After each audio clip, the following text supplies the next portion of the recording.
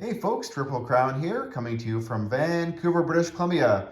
This is an Allied Round 4 summary, Operation Sire Blood, and we will get into what happened. Well, the Allies, they surrendered last turn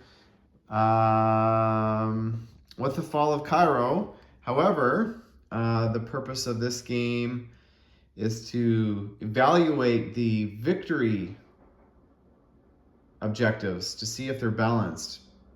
So what had happened here in Cairo was, if you recall, the British fleet went down here, left the Med, and they left behind a Spitfire and an infantry. And they had a couple of units there that didn't have to leave, but they did. And in Cairo there was, so 2 units remaining. And also what led up to that was the British also failed to capture or recapture Alexandria last turn.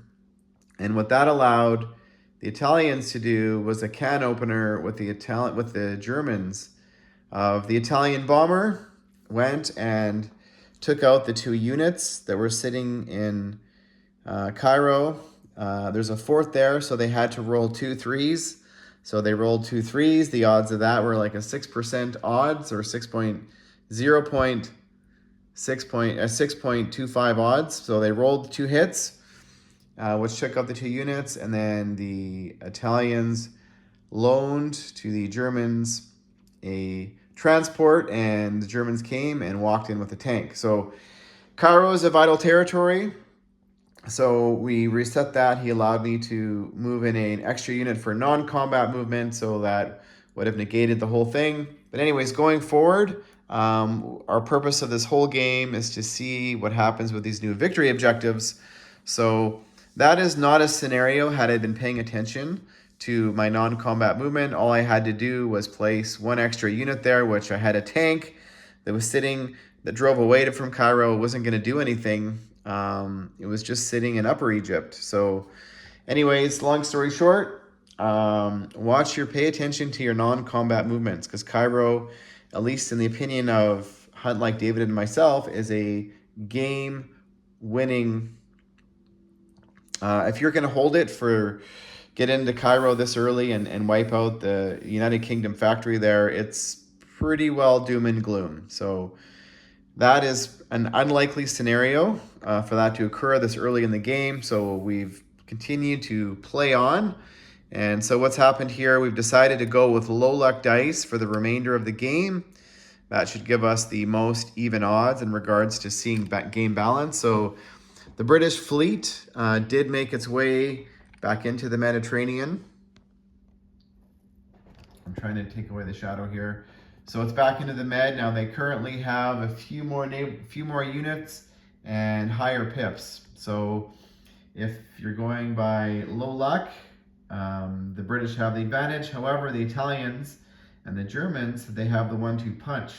And that does not include the pips of the 4 German aircraft that are sitting in Alexandria. So we'll see if Hunt Like David wants to do that attack. Now, Cairo has been reinforced with there's 8 infantry there, 3 armor, a AAA, and 4 aircraft, and a radar tower. The radar tower allows all the aircraft that are scrambling 1 additional aircraft to scramble, and they're all defending at a +1. So that's a nice bonus for the Allies. So that is the biggest thing that happened last round, other than the Germans declared war on the Russians. So they have gone into Baltic states, East Poland, Western Ukraine, and Bessarabia.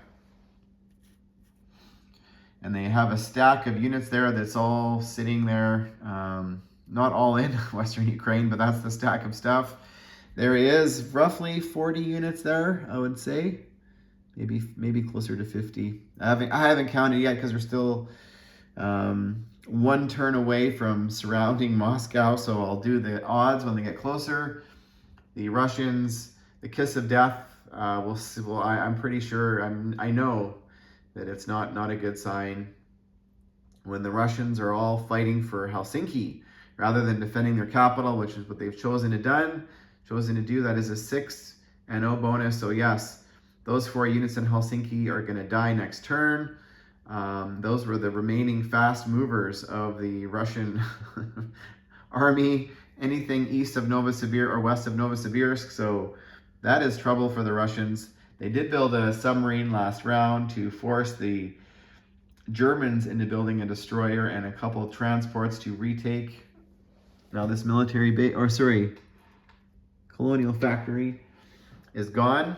So, but that's okay. The Germans don't mind. They're going to likely capture Moscow in 2 turns, and they built a couple transports, which, you know, does serve a couple purposes. It allows the Germans also to reinforce up here in Oslo should the British attack. Now, the British only have 1 naval transport sitting off of the coast of London. The other, they've got 2 off the coast of Canada with a medium tank. So they could do a landing next turn somewhere, maybe unlikely Oslo, but it could be in Western Europe if they wanted to. And over here, America, we'll talk about America because America is now in the war. They declared, they rolled for their income at the end of last round. So they rolled a 17. They needed to roll an 8. And they declared war on the Axis. So they are now making $105. There's also a medium bomber here in Cairo. The Japanese they've got a stranglehold now here sitting in India. They've got all of Calcutta. They've got another 8 units here in reserve, a couple veteran fighters, and they have gobbled up, which is a very smart move, basically, and I think it was 1 or 2 turns, and they've gobbled up the entire Money Island. They still don't have Dutch New Guinea and New Guinea, but that's probably next turn. They can probably start threatening Anzac, who is now just a kind of a sitting there. So they decided to build up. They built a destroyer in New Zealand last turn and a couple more ground units sitting here, infantry and a Z force.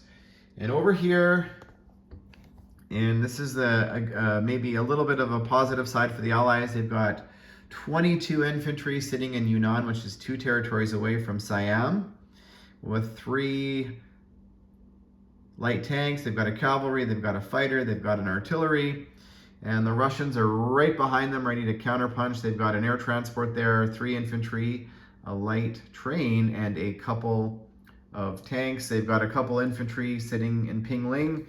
The CCP have liberated their territory. That's because the Japanese, and very smartly, they don't really care a whole lot what's happening in China. They want to go in there anytime they want and push, they can. They've got, I don't even know, you can see that's a large army, so that's fully what I expect Japan to do is just, okay, you want to fight, let's fight. The Russians up north, they sent a couple tanks in and out of, blitz in and out of some of the unoccupied Japanese territories. They've got a stack of about 12 units there, but that does not match what Japan can bring. Japan is starting to build a second navy off the coast of Tokyo. They've got another Yamato, another regular battleship, another fully loaded carrier, a cruiser, a destroyer, yikes, and a couple more airborne units ready to go in Tokyo. So yeah, it's going to be game on. We'll see what happens over here in the Pacific. America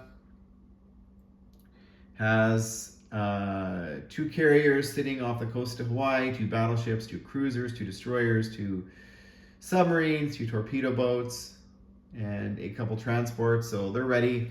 They built a battleship and a couple destroyers in reserve, and so game on.